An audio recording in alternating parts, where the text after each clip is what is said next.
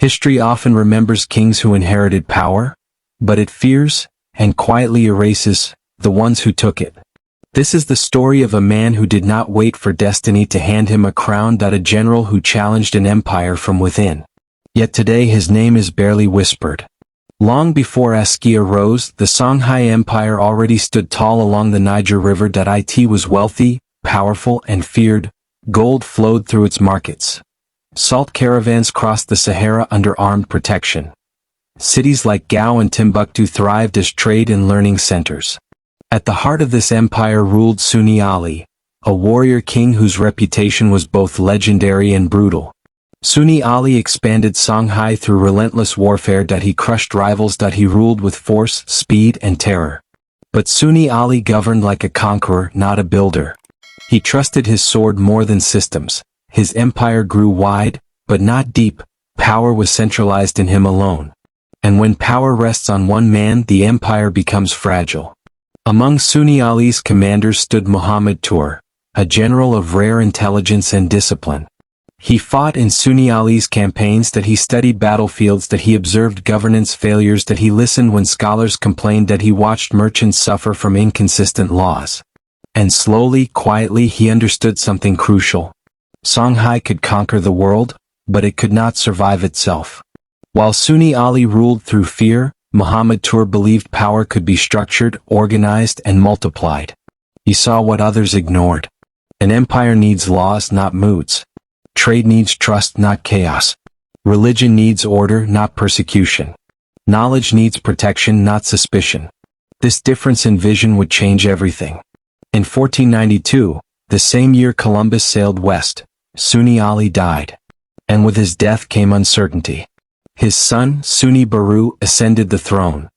But unlike his father, he lacked authority. He failed to win the loyalty of scholars, merchants, and military leaders.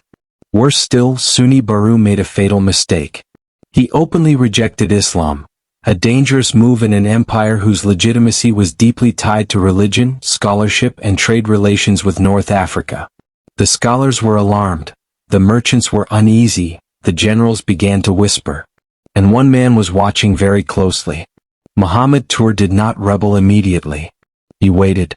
When the moment was right, he challenged Sunni Baru, not in secret but openly. The two armies met near Anfao, and what followed was not just a battle for the throne, but a clash of two visions of empire. Sunni Baru fought to preserve his father's legacy through bloodline. Muhammad Ture fought for legitimacy through competence. And when the dust settled, Sunni Baru was defeated. Muhammad Ture took the throne, not as a king by inheritance but as a ruler by merit and conquest. He adopted a new title, Askia Muhammad. And with that name, a new era began. Askia the Great understood something revolutionary. Conquest creates empires. Administration sustains them.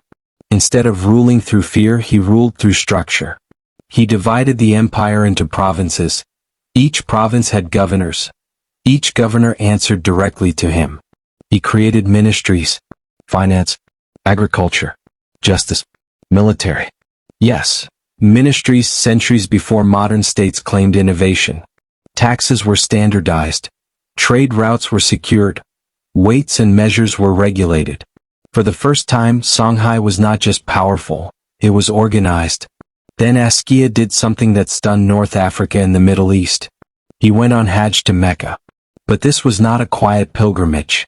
Askia traveled with scholars, gold, gifts, and royal entourage. In Cairo, he met Islamic scholars and rulers who were shocked by his sophistication.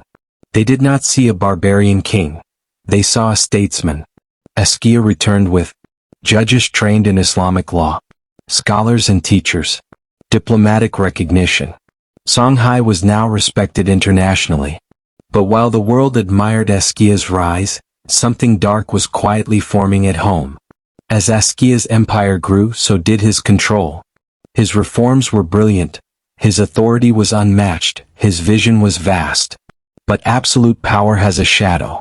His sons watched him closely. His court became tense. Whispers of succession grew louder.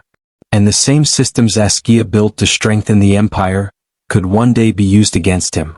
Askia the Great had done the impossible, that he had turned Songhai into a superpower feared across Africa and respected beyond it. But history rarely allows greatness without a price. The general who seized an empire would soon face a betrayal far more dangerous than any battlefield, one that would come from his own blood. Here is darker, deeper, and emotionally heavier, with betrayal, irony, and a powerful ending that reinforces Askia the Great's legacy and Europe's fear of what Africa once built. Empires do not always fall to enemies. Sometimes they collapse quietly, inside palace walls, behind respectful bows, and beneath the smiles of sons waiting for their turn. Askia the Great had built an empire so structured, so disciplined, and so respected that few believed it could ever weaken. Trade flowed steadily. Scholars filled Timbuktu's libraries. Law replaced chaos. But while Askia fortified the state, time was doing something no army could. It was taking his sight. In his later years, Askia began to go blind. At first it was subtle. Missteps. Unread documents, delayed decisions. Then it became undeniable. The man who once saw battlefields from miles away could no longer read the words of his own court scribes. And in a world where power was visible, blindness was interpreted as weakness. The court grew restless. His sons, many of them capable, ambitious, and dangerous, began to circle the throne like vultures. Askia had built institutions to outlive him. But he had underestimated one thing. Ambition does not respect legacy. Among his sons was Askia Musa. He had watched his father rule with brilliance, that he had studied the systems, that he had memorized the chain of command. And when he sensed the moment was right, he acted. Askia Musa led a coup. Not a dramatic invasion. Not a public execution. But a calculated removal. Askia the Great was overthrown by his own son. The empire he designed to resist collapse worked flawlessly, even against its creator. Askia Muhammad was exiled from power, stripped of authority, and sent away from the throne he had earned through blood and vision. Once feared across Africa, Askia the Great now lived in isolation. Blind, powerless, surrounded by memories. He had unified an empire, that he had elevated scholarship, that he had created one of the most advanced administrative systems of the pre-modern world. Yet his final years were spent watching others misuse what he had built. Askia Musa's rule was chaotic. Executions followed. Instability spread. The very discipline Askia enforced was undone by ambition. Ironically, the empire survived, but its soul was damaged. Askia the Great eventually died in obscurity. No grand funeral, no global mourning. But his ideas did not die with him. For decades after his fall, Songhai continued to function because of the systems he created.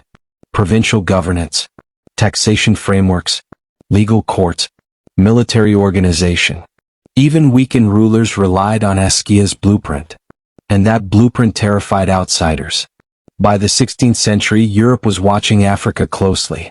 They saw gold reserves larger than European treasuries. Universities in Timbuktu rivaling European centers of learning. States that governed without kings claiming divine right. Songhai proved something dangerous. Africa did not need Europe to be advanced. Askia the Great represented a version of Africa that contradicted colonial narratives before they were even written. An Africa that built institutions, valued knowledge, managed economies, exercised military discipline. This was not a continent waiting to be civilized. It was one to be undermined, rewritten, and forgotten. When the Songhai Empire eventually fell, decades later, it was not because Askia failed. It fell because internal power struggles weakened it. New weapons shifted global warfare. European interests slowly destabilized trade routes. But the story told afterward skipped the brilliance. Textbooks reduced Songhai to a footnote. Askia became a name without depth. And the general who built a superpower faded into silence. Askia the Great's story challenges modern assumptions. He proves leadership is more than force. Vision outlives violence. Systems matter more than personalities. He built something that worked so well that even betrayal couldn't immediately destroy it. And that is why history had to quiet his name. Because remembering Askia means acknowledging that Africa once stood as a model of governance, power, and intellect, long before Europe claimed the title. Askia the Great did not lose his empire on a battlefield. He lost it to time, ambition, and blood. But what he built still speaks. In libraries.in, ruins.in, forgotten pages. And every time his story is told, history corrects itself, just a little. If you value untold Black history, hidden knowledge, and powerful storytelling, this story was meant for you. Like, share, subscribe, and tell me in the comments, what other truths do you think history buried on purpose?